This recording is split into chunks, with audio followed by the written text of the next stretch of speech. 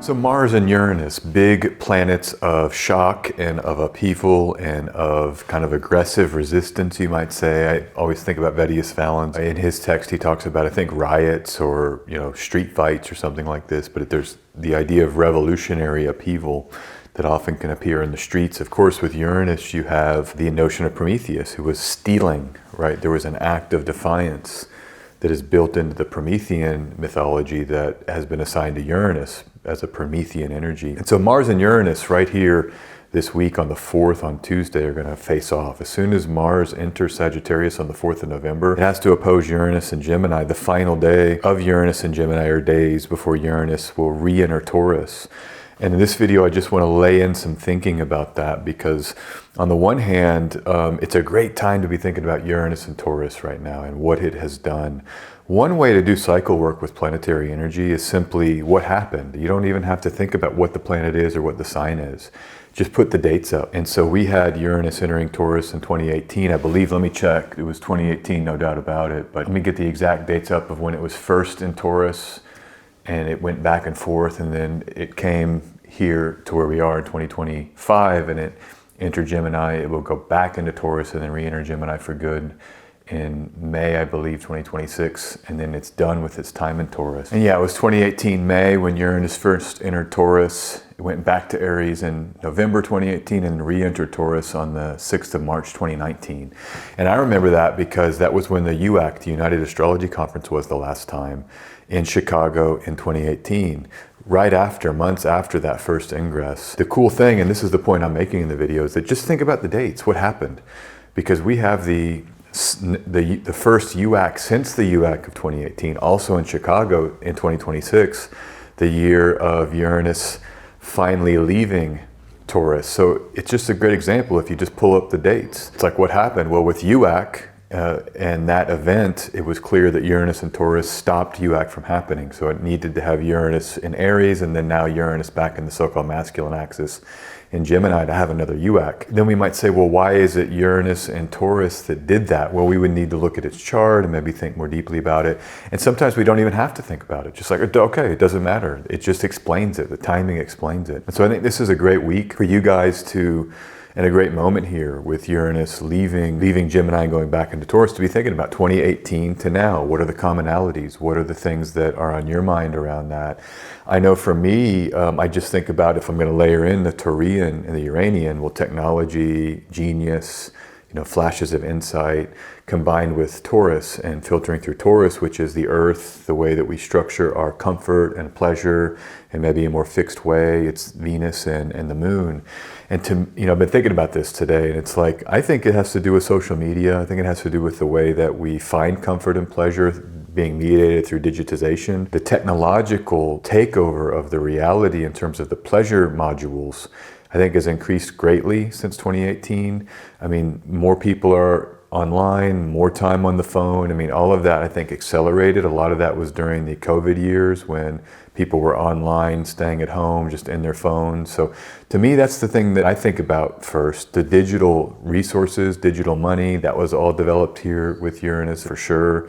Advances in that. I mean, cryptocurrency is way more mainstream than it's ever been. And that might be some of Uranus bringing shakeups or technological shakeups to how the fixed nature of our material world and how we find safety and comfort and exchange value and share value and all of those things. So, that's what comes to mind for me. There's also the idea of just the cycle work. The last time Uranus was in Taurus was during the 1930s and the run up to those rearrangements in Europe in the 1940s and late 1930s. And we had a lot of that here this time with the war in Ukraine and the warring over Ukraine. That all repeated with Uranus and Taurus. So that was quite interesting as a repetition.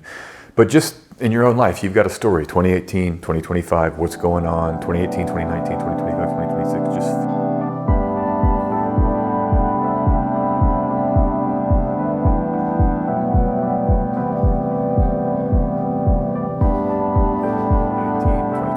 what's going on, 2018, 2019, 2025, 2026, just filter it into your own life, and I'm sure something will emerge.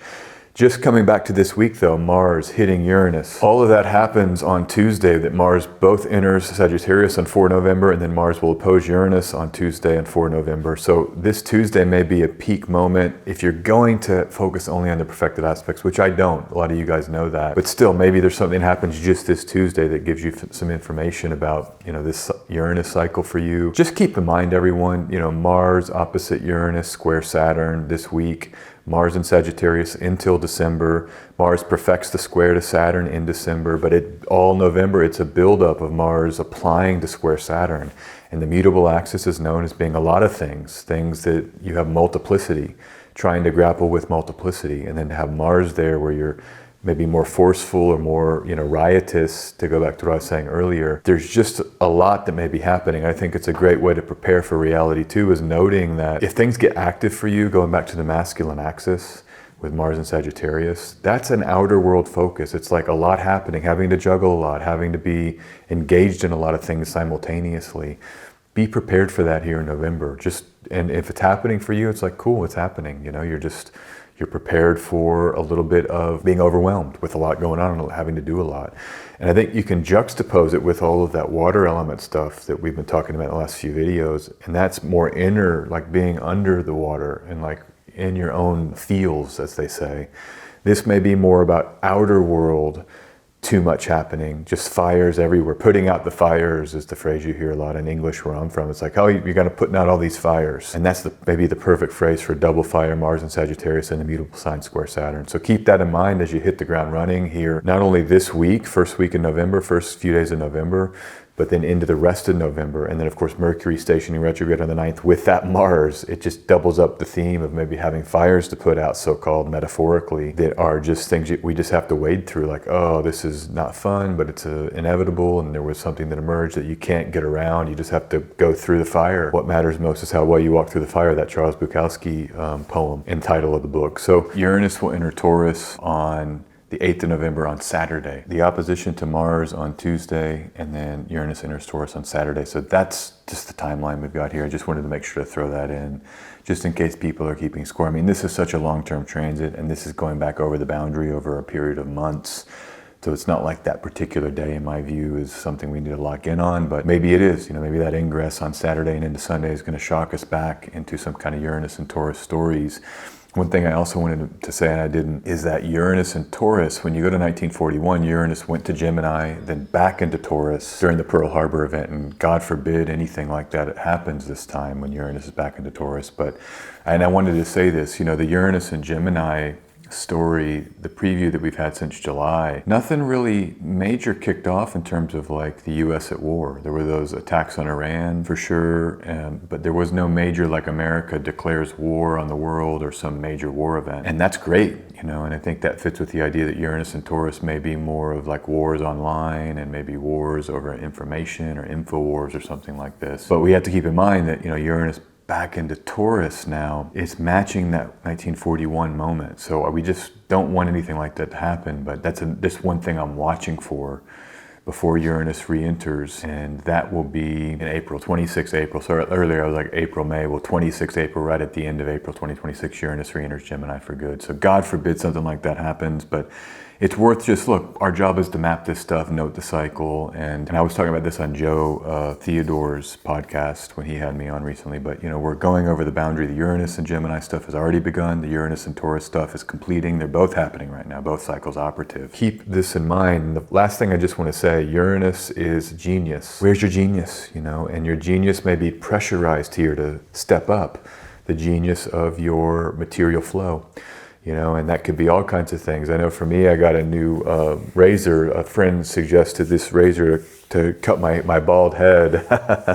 So I'm going to see how that works. I don't have it yet, but just these upgrades to keep our bodies, comfortable kind of thing. You might find that there's some of that happening, with you this week. The razor thing is perfect because Mars is cutting, and then Uranus is technology, and you get this idea of the opposition. Maybe I'm gonna have to, adjust to cutting my hair with these razors, with this new razor. Probably be a little bit of an adjustment. It's not my favorite thing, but it's just part of my Uranus and Taurus story. Anyhow, not to get too personal here with you guys, but well, I will just say on that, I mean, I had a lot more hair in 2018, and I'm coming out of Uranus and Taurus with a lot less hair.